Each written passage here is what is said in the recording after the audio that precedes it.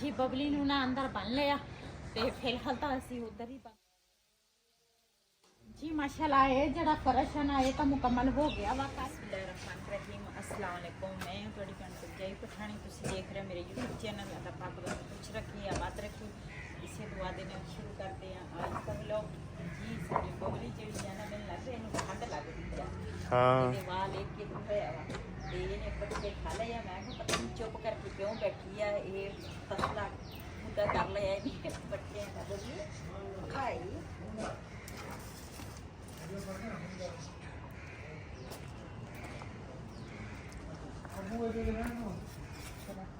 जी इधर एक साइड जी है ना वो पलस्तर हो गई आ ते चाचा हुण ना लीरू जेड़ा वा ना वो पा रहा वा। कहंदा सी चाचा कहंदे ऐ तिलक ते तुसीं जाना। मैं कहा सानू ना तिलक ते जान दे, मैं तो उत्थे 4 वारी डिग्गी आ। ते ये ना पहले इन्होंने पलस्तर किया, फिर हुण ना इहदे उपर ना लीरू जेड़ा वा ना वो पाउण लगे आ। ते इधर जी जगह उच्ची भी सी ना, मैं कहा ये भी ना थोड़ा पट के ना तो दूसरा ये भी कुछ हो जाएगी।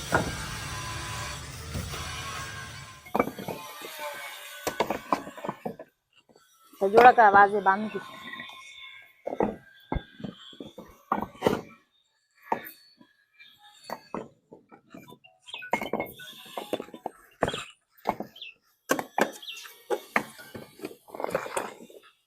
आ जड़े है ना 2-3 वार आ पट ये उच्ची नीवी है ना जगह।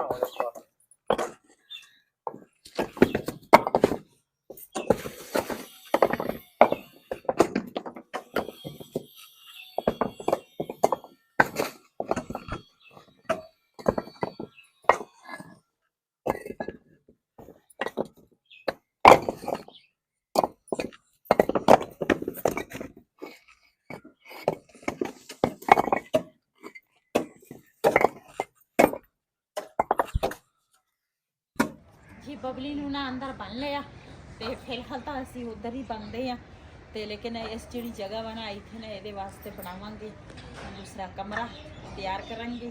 ते मैं क्या ये जी जगह वा ना ये साफ हो जाए बबली का। अज हवा चलती है, सर्दी सी, मैं क्या उन्होंने कितने ठंड ना लग जाए।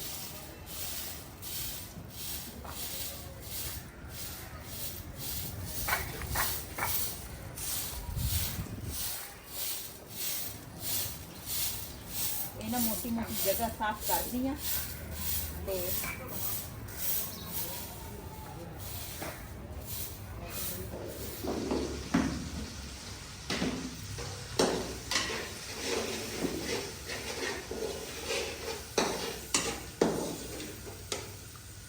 जी माशाल्लाह इस घर दे ना पुराने घर दे पहली कुकिंग जी है ना वो मैं अज शाम की रूटीन जी है ना शेयर कर दी हाँ। शाम की रूटीन के मैं बनाने लगी हाँ आलू तो गोभी। तो गोभी जी है ना ये भी मैं कट ली है, तो आलू जोड़े है ना वो भी मैं इधर पानी के पा के ना धो ले। मसाला भुन लगी मैं, मसाला भुन हो जाए उस बाद अज शाम का खाना साडा इस घर।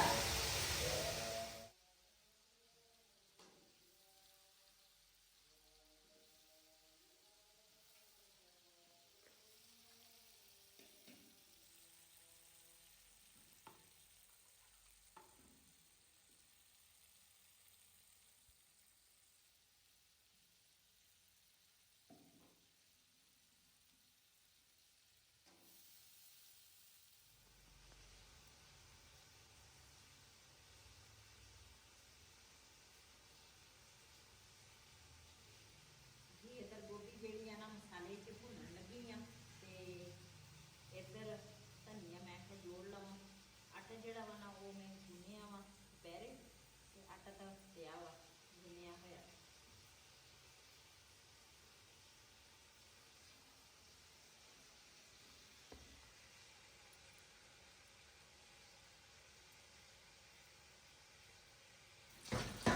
जी माशाल्लाह मैंने सुबह का नाश्ता जोड़ा वा ना वो तैयार कर लिया। तो रेहान उन्होंने रोटी जी है ना वो मैं बन ली आ छापर के रख देगी। मैं आखा ठंडी ना हो जाए। तो इधर मैं आखा बर्तन पहले धो लेनी हाँ। तो उस तो बाद ना कल इन्नी हनेरी सी तो घर सारा गंदा होया वा। मैं आख्या ये सफाई करांगी तो पहले मैं आख्या बर्तन धो लवां, किचन साफ होवे ना तो फिर इदा लगता सारा काम हो गया। तो पहले ऊपरों किचन साफ करांगी तो फिर मैं उसके बाद सफाई करांगी। काफ़ी सारे मैनू कमेंट आए आ, कहते बाजी तू घर क्यों सेल करन लगी आ, की वजह। कुछ दिन पहले तो मैनू मैसेज आए सी ते कहंदे सी ये ड्रामा करती है, ते कहंदे सी ये ड्रामा करती है। वो वैसे भी हमेशा मैनू कमेंट गलत ही करती है, जदों भी करती है पता नहीं कोई भैन आ कोई भाई आ, पता नहीं कौन आ, अल्लाह उहदा भला करे। नहीं मैं बात की कोई गल करांगी। कुछ मेरी बाजियां ने मैनू फोन करके पूछा वा, मैं उन्होंने भी जवाब दिता। घर इस करके मैं सेल करन लगी हाँ, क्यों मेरी आदत नहीं हैगी वीडियो दे विच हर दुख दी सुख दी हर गल विच ना करनी। कई गल्लां हुंदियां, रोज़ रोज़ नहीं ना बंदा वीडियो दे विच भी कर सकदा। इस करके सेल करन लगी हाँ। साडे ना जिहड़ी गराज दी दीवार आ ना वो भी बैठ गई आ, तो मैं पहले तुहानूं वो दिखावां ते उस तो बाद ना फिर मैं बर्तन धोवांगी। ते जिहड़ा गराज है ना ओदी आ जिहड़ियां टैलां वा ना ये बैठ गईयां, आ जिहड़ियां टैलां वा ना आ ये नाल दे नाल ना सारी दीवार जिहड़ी है ना टैलां सारियां बैठियां वा। ते आ देखो पहले भी तुसी देखिया सी आर पार ना नज़र आउंदा सीगा, ते असी दोबारा इहदा काम ना घर दा सारा करा के ते उस तो बाद फिर असी क्या हुण ठीक हो गया। लेकिन एक चीज़ एक बारी खराब हो जाए ना वो कभी ठीक नहीं हो सकती। तो आज चेक करो तुसी, पहले भी इथों तिड़किया सी, आ सारा तिड़किया होया वा। आ देखो नीचे हो ना सारा दोबारा फिर तिड़क गया। ये भी दूसरा काफ़ी सारा नुकसान है साडा। तो हुण भी असी इहदे ते ना पैसे लाए सी कि जे हुण बार बार बंदे कोल इन्नी हिम्मत नहीं हुंदी भी बंदा बार बार इहदे ते पैसे लावे। तो इधर तुसी चेक कर सकते हैं वो जिहड़ी जगह वा ना वो भी तिड़की हुई सी, वो दोबारा तिड़क गई आ। ते आ चेक करो ये भी दोबारा तिड़क गई। ते इधर आ सारी जगह ना तिड़की हुई आ। ये असी हुण रंग कराया सी, सारा खराब हो गया। ये वाशरूम की जी परली पासी दीवार है ना वो दीवार भी सारी ना तिड़क गई है बिल्कुल। दीवार तो दीवार तिड़की आ, जिहड़ी टैल है ना वो बिल्कुल अलग हो गई आ। टैलां उपर वालियां ना तिड़क गई। जिहड़ी परले पासी दीवार ना वो इस दीवार तो अलग हो गई आ, वो मैं कल देखी आ। ते इस वजह तो ना ये घर जिहड़ा वा ना वजह तो ना असी ये घर सेल करन लगे हाँ। ते भी साडा काफ़ी ज़्यादा असी तो रहायश वास्ते घर बनाया सी, लेकिन पता नहीं नज़र लगी आ, पता नहीं की वजह बनी ते ना कामयाब नहीं हो रहा वा। इस वजह तो ना ये घर असी सेल करांगे, नाले असी कवांगे सेल करके ना अगे कोई ज़्यादा जगह लवांगे। ते होर कोई ऐसी गल नहीं हैगी। जिहड़ी उधरला मकान है ना वो मकान मैं अपना नहीं हैगा, वो मैं किराए ते लिया वा। जिस तरह पहले किराए ते सी ना हुण भी वो किराए ते ही आ। ये असी इस करके वो मकान असी लिया वा। असी क्या भी जे खुदा ना खास्ता इहदा पता नहीं चलता किहड़े टाइम कोई खरीदण वाला आ जाए तो फिर साढ़े कोल ना असी फिर समान समून कित्थे लैके जावांगे। बहुत ही ज़्यादा मकानां दे किराए आ। ते वो मकान साढ़े वास्ते असी पहले भी रहिंदे सीगे। साढ़े हमसाए इधर वाली भी माशाल्लाह बहुत अच्छे आ, उधर वाले साढ़े हमसाए बहुत अच्छे सी, सानू कोई टेंशन नहीं सी किसी गल दी। ते इस करके असी वो लिया वा भी सानू ना पहले दा वो खाली होया सी पहली नू, ते असी उन्हां नू कहा भी सानू ना चाबी दे दे उस मकान दी। वो मकान असी इस करके लिया वा भी सानू कोई परेशानी ना होए, मौके ते फिर मकान ही नहीं लभदे। ते वो मकान काफ़ी बड़ा भी आ, नाले वैसे भी असी पहले भी उहदे च रह के आए हैं। ते इस करके ना वो मकान असी लै लिया। ते होर ये मैं अपने भैणां भरावां नाल इस करके गल्लां शेयर कीतियां भी रोज़ मैनू कमेंट आउंदे सी बाजी तू गल घर क्यों सेल करन लगी आ, बाजी क्यों सेल कर। यही वजह वा भी बार बार ना इस मकान ते भी बंदे कोल गुंजाइश नहीं हुंदी बंदा पैसा लावे। ते होर कई काम विच हुंदे आ बंदे ने वो भी करने हुंदे आ, फिर विच रोज़ आप मकान दे काम शुरू करो। असी पहले भी काफ़ी ये ते ना दूसरा मकान ते पैसे जो खराब होए असी सारे असी ना सही कराया।